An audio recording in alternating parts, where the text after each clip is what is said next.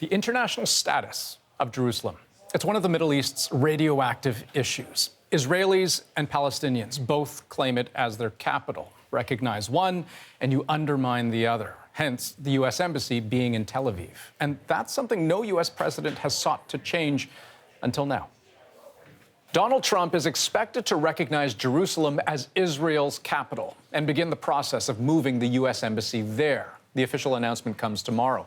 But he started making calls today to the Palestinian leader, Mahmoud Abbas, in the West Bank, to Israeli Prime Minister Benjamin Netanyahu, and to leaders in Jordan, Egypt, and Saudi Arabia. Abbas, in turn, called Russia. He called France. He even called the Vatican for help. This is what emergency diplomacy looks like. Derek Stoffel picks up the story from Tel Aviv. Calls between President Trump and several leaders here in the Middle East have unleashed a wave of alarm and even anger. This is why. There are concerns that if President Trump goes ahead and recognizes Jerusalem as the capital of Israel and starts the process of moving the U.S. Embassy from here in Tel Aviv to Jerusalem, the Arab world will see the United States as choosing sides, siding with Israel in the long-running dispute between the Israelis and Palestinians. Now, Palestinian President Mahmoud Abbas, through his spokesman tonight, says that the moves could kill the peace process. King Abdullah of Jordan said the potential U.S. action could have dangerous repercussions for security throughout the region. And Egypt's president, Abdel Fattah el-Sisi, also weighed in, telling Trump there's no need to complicate matters here in the Middle East. Palestinian factions are now calling for 3 days of rage right across the West Bank and the Gaza Strip.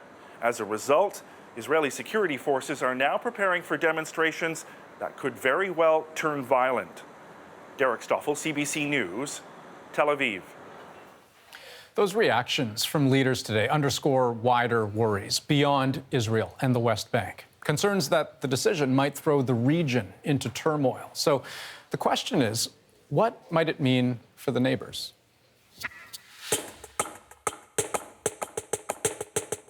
I don't think this declaration will help the peace process. Peace to well-known Palestinian cartoonist Mohammed Sabani takes the form of a dove, an ignored, often doomed peace with the U.S. and Donald Trump as the villain. And he sees this latest move as another blow to peace. This is another back step toward the peace process. All of Palestine and Arab world consider Jerusalem as a holy land for all the religions, not just for Jewish. Indeed, Jerusalem's old city is an example of that coexistence, a place of pilgrimage for Jews, Christians, and Muslims alike.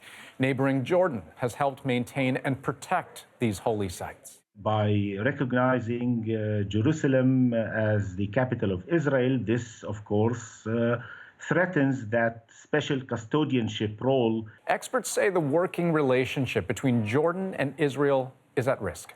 Jordan has a lot of Palestinians who are connected to Palestine in many ways, emotionally, culturally, and it would be a difficult thing to accept to continue to have a normal relation or a semi-normal relation with Israel. Sayın Trump, Müslümanların kırmızı çizgisidir.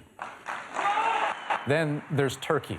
Today, President Tayyip Erdogan threatened to cut off all diplomatic ties to Israel, which had resumed just last year, bringing Turkish aid into Gaza and billions in trade between the two countries. So this declaration could destabilize long-standing diplomatic and security relationships.